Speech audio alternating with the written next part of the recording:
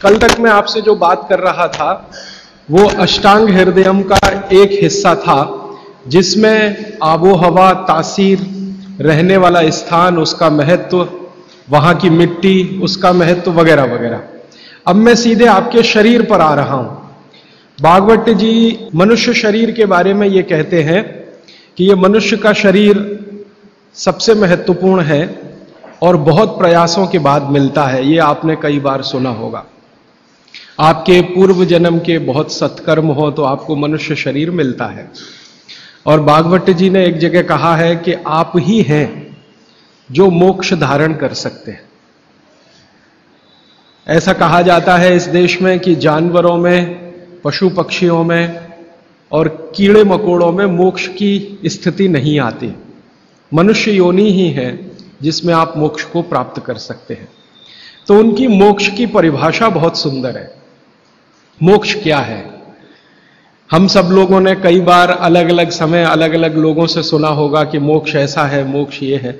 भागवत जी की परिभाषा बिल्कुल साफ और सरल सीधी है। वो ये कहते हैं कि जो व्यक्ति, मनुष्य, स्त्री हो या पुरुष, कोई भी, अपने दुखों को दूर कर ले और दूसरों के दुखों को दूर करने का काम करे, वही मोक्ष का अधिकारी है। जो व्यक्ति, मनुष्य, अपने दुखों को दूर करे और दूसरों के दुखों को दूर करने का सतत प्रयास करे, उसमें सफलता मिले ना मिले, सफलता की बात नहीं कहते वो ये कहते हैं कि प्रयास करे, ईमानदारी से प्रयास करे, तो उसको मोक्ष होता है। माने इस परिभाषा को अगर आप थोड़ा व्यापक करें, दुखों से मतलब क्या, तो भागवत जी कहते हैं कि 3 तरह के दुख सारी दुनिया में हैं। मनुष्य को भी है, हर एक को है। एक तो दैहिक दुख, शरीर का दुख, दैहिक दुख। दूसरा है दैविक दुख, भगवान का दिया हुआ कोई दुख जो आपके शरीर से अलग है। भगवान ने आपको कोई दुख दे दिया, अचानक से आप गरीब हो गए, या अचानक से आपके घर में कोई दुर्घटना हो गई, आग लग गई, धरती कंप आ गया, भूकंप आ गया, आपका घर टूट गया, सब कुछ तहस नहस हो गया, सुनामी आ गया, ये दैविक दुख। और तीसरा और आखिरी दुख है भौतिक दुख। भौतिक दुख में सबसे ज्यादा यही है, गरीबी, बेरोजगारी, भूखमरी। तो वो भागवत जी कहते हैं कि दैहिक, दैविक और भौतिक तीनों दुखों से जो व्यक्ति मुक्त हो और दूसरों को मुक्त करने का रात दिन प्रयास करे, वही मोक्ष का अधिकारी है। आगे के सूत्र में वो ये कहते हैं कि अगर आपने अपने जीवन के तीनों दुख दूर कर लिए और आप दूसरों के दुखों को दूर करने के लिए कुछ नहीं करते, तो माफ कीजिए, आप कभी भी मोक्ष के अधिकारी नहीं हो सकते। हमारे यहां बहुत सारे साधु संत हैं जो हिमालय में जाके तपस्या करते हैं। तो उनकी जो तपस्या है हिमालय की, वो अपने दुखों को दूर करने तक सीमित है। अगर वो वापस हिमालय से लौटकर समाज के दुख को दूर नहीं करेंगे तो किसी को भी मोक्ष नहीं होगा। भागवत जी कहते हैं कि कोई सदगृहस्थ व्यक्ति है, वो स्वामी नहीं है, महात्मा नहीं है, तपस्वी नहीं है, लेकिन अगर वो अपने दुखों से दूर करते हुए दूसरों के दुखों को दूर करने के काम में लगा हुआ है, तो वो कहते हैं कि वो तपस्या करने वाले से ज्यादा बेहतर है, भले ही वो सदगृहस्थ है। और वो ये कहते हैं कि ज्यादा समय, भागवत जी मानते हैं कि सदगृहस्थ ही हैं जो दूसरों के दुखों को दूर करने में ज्यादा मदद कर सकते हैं, क्योंकि उन दुखों का अनुभव उन्हें है, जिसका दुख वो दूर करने का कोशिश करें। इसका मतलब यह है कि भागवत जी की परिभाषा में गृहस्थी होना, माने सदगृहस्थ होना, ज्यादा बड़ी बात है। वो साधु संतों के बारे में कहते हैं कि ये सिर्फ अपने दुखों के दूर करने के चक्कर में लगे हुए हैं। भगवान से इनकी जो वार्तालाप है या संवाद है वो अपने तक सीमित है। समाज के लिए सिर्फ प्रार्थना करके बंद कर देते हैं, आगे नहीं बढ़ते। इसलिए वो कहते हैं कि आप अपने दुख दूर करें, दूसरों के दुख दूर करने के काम में सतत लगे, भले प्रयास आपका सफल हो ना हो। सफलता की बात वो नहीं कहते। वो ये कहते हैं कि सफलता असफलता वो सब ईश्वर के हाथ में है, आपके हाथ में नहीं है। आप अगर प्रयास कर रहे हैं तो पक्का मानिए कि आपकी मोक्ष में जाने की तैयारी है। ये है उनका सूत्र यहां से उनकी एक दूसरी यात्रा शुरू होती है। और इस यात्रा में वो ये कहते हैं कि सबसे बड़ा दुख है दैहिक दुख, शरीर का दुख, दूसरा है दैविक दुख भगवान का, और तीसरा है भौतिक दुख। तो आपसे भौतिक दुख की बात करना मैं समझता हूं कोई जरूरी नहीं है, क्योंकि आप जिस वर्ग से आते हैं आपको भौतिक दुख तो मैं मानता हूं नहीं ही है, तो उस पर समय खराब करने से ज्यादा फायदा नहीं। आपसे जो सबसे ज्यादा मैं बात करूंगा, जिसकी जरूरत भी है आपको, वो दैहिक दुख के बारे में बात करूंगा। आपका शरीर का दुख दूर कैसे करें। तो भागवत जी का सूत्र है, वो ये कहते हैं कि शरीर दुख दूर करने के लिए सबसे महत्वपूर्ण है आपका पेट। ये जो पेट है, शरीर का मध्य भाग, वो ये कहते हैं कि शरीर का दुख दूर करने में सबसे बड़ी भूमिका इसकी है। अगर शरीर का पेट और बाकी अंगों के बारे में प्रतिशत के हिसाब से तुलना करें तो 90% दुख पेट से है, 10% दुख है जो पेट के बाहर से है। पेट के बाहर से माने घुटनों से हो सकता है, एड़ियों से हो सकता है, जंघाओं से हो सकता है, या हृदय स्थान से हो सकता है, मस्तिष्क से हो सकता है। इसको आज की भाषा में अगर मैं कहूं, 90% बीमारियां हमारे जीवन की पेट से जुड़ी हुई हैं। 90%। 10% बीमारियां हैं जो पेट के बाहर की हैं। उन 10% में हार्ट अटैक आ गया, उन 10% में पैरालिसिस आ गया, उन 10% में अर्धांग वायु, पैरालिसिस का ही दूसरा नाम है, वो आ गया, एपिलेप्सी आ गई, वगैरह वगैरह, मस्तिष्क की ढेरों बीमारियां 10% में ही है। बाकी इस बात को फिर ध्यान दीजिए। पहली बात जो मैंने आपको पहले दिन कही थी कि जिंदगी की बीमारियों में 85% ऐसी हैं जिनको आप खुद ठीक कर सकते, मात्र 15% हैं जिनमें विशेषज्ञ की जरूरत है। अब भागवत जी की दूसरी महत्व की बात हमेशा याद रखिए कि जितनी बीमारियां हैं उनमें 90% पेट से हैं, 10% पेट के बाहर से है। और उन 10% में एक्सीडेंट भी शामिल है, आपका ब्रेन हेमरेज भी शामिल है, पैरालिसिस भी शामिल है, हार्ट अटैक भी शामिल है, वगैरह वगैरह। बाकी सब पेट से है। तो भागवत जी कहते हैं कि पेट आपके जीवन का सबसे महत्वपूर्ण अंग है शरीर के लिए और आपको दुख से बचाने के लिए। तो वो कहते हैं कि सबसे ज्यादा ध्यान आपको आपके पेट का रखना है। तो पेट का ध्यान जिंदगी भर आप रखें, उसके लिए उन्होंने सूत्रों की एक श्रृंखला बनाई है। ये सूत्रों का पालन करें तो जीवन में पेट से होने वाला कोई दुख नहीं होगा, माने 90% बीमारियां नहीं होंगी। और ये 90% बीमारियों की संख्या अगर गिनूं तो 148 है। माने आज से मैं जो सूत्र बताने जा रहा हूं, इनका पालन अगर आप करेंगे तो आप अपने जीवन में 148 बीमारियों से हमेशा बचेंगे।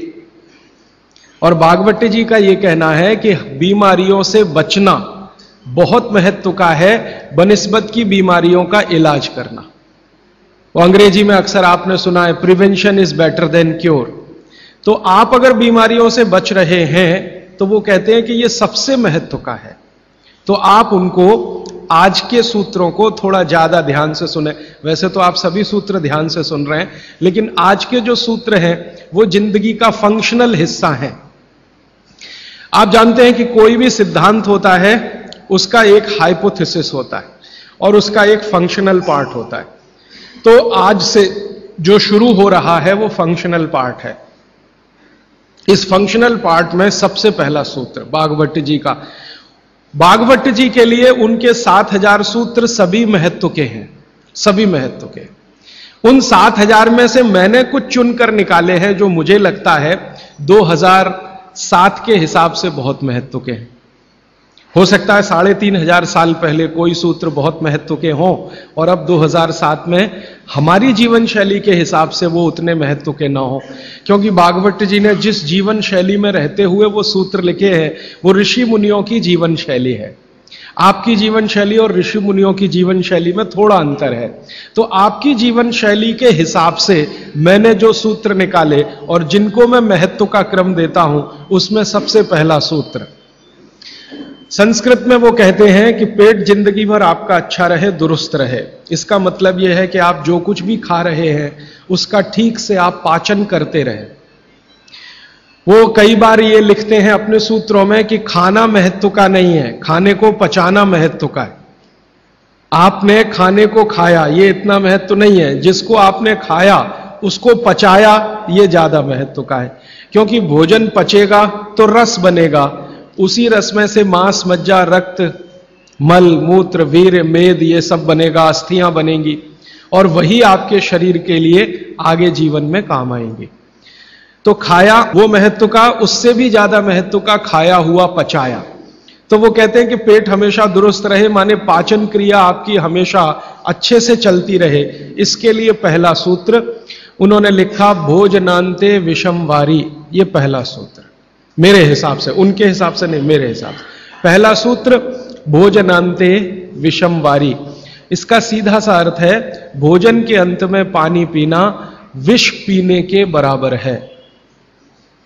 सूत्र ये है भोजन अंते, भोजनांते, आप जानते हैं संस्कृत में मिला के कहने की परंपरा है।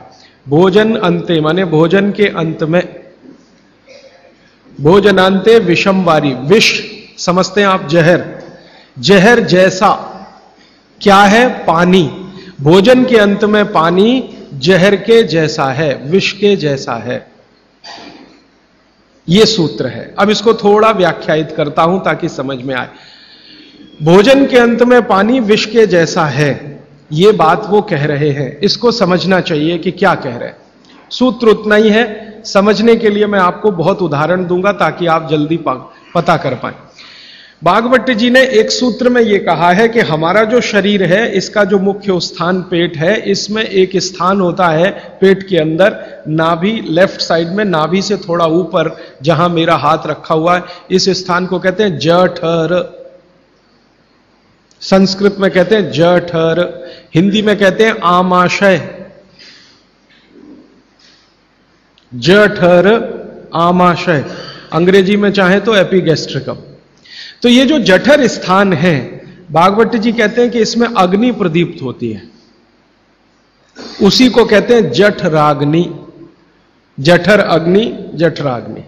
तो वो कहते हैं कि जो आपका जठर स्थान है, इसमें अग्नि प्रदीप्त होती है, और भोजन जो कुछ भी आप करते हैं वो पहले जठर में ही जाता है, आमाशय में इकट्ठा होता है, वहां अग्नि प्रदीप्त होती है। वो अग्नि भोजन का पाचन करती है। यह है महत्व की बात। अब अग्नि प्रदीप्त हुई, आपने भोजन किया, अग्नि प्रदीप्त हुई। और भागवत जी इसके लिए एक सुंदर श्लोक लिखा है, लंबा है लेकिन हिंदी में बताता हूं। वो ये कहते हैं कि खाते ही अग्नि प्रदीप्त होती है, ऐसे ही जैसे आप बिजली के स्विच को ऑन करते ही लाइट जलती है। ये ऑटोमेटिक है, अपने आप होती है। आपने रोटी का पहला टुकड़ा मुंह में डाला और जैसे ही टुकड़े को चबाना शुरू किया, लार बनना शुरू हुआ, तुरंत अग्नि प्रदीप्त हो जाती, पहले ही टुकड़े में। तो ये अग्नि प्रदीप्त हुई। अब आप जो भोजन कर रहे हैं, ये इस अग्नि के प्रभाव में पचेगा। तो भोजन के पचने की क्रिया में पहले भोजन रस में बदलेगा। पहले पेस्ट बनेगा, जैसे टूथपेस्ट की कंडीशन होती है वैसा बनेगा, लुगदी जैसा। फिर उसमें से रस बनेगा, फिर रस में से सब कुछ बनेगा। तो वो कहते हैं कि आपने जैसे ही भोजन किया, अग्नि प्रदीप्त हुई। अब ये अग्नि भोजन को पचा रही है, और आपने भोजन पूरा करते ही पानी पी लिया, गट गट गट गट गट गट। तो क्या हुआ? अग्नि शांत हो जाएगी। आपके रसोई गैस में चूल्हा जल रहा है गैस का, और जलते हुए चूल्हे पर पानी फेंकिए तो बुझ जाएगा। अग्नि का पानी से मेल नहीं है, दुश्मनी है। तो आपके पेट में खाना खाते ही अग्नि जल रही है। अब आपने पीछे से गिलास 2 गिलास पानी पी लिया, कोई कोई लोग तो लोटा भर के पी लेते हैं, कई लोग तो भोजन से ज्यादा पानी पी लेते हैं। तो ये जो पानी गया, इसने अग्नि को शांत कर दिया। अब अग्नि शांत हो गई तो फिर भागवत जी कहते हैं भोजन पचेगा नहीं, वो सड़ेगा। अब उन्होंने 20 सूत्र लिखे हैं कि भोजन पचेगा तो क्या होगा और भोजन सड़ेगा तो क्या होगा। मैं सड़ने वाले हिस्से की बात कर लेता हूं।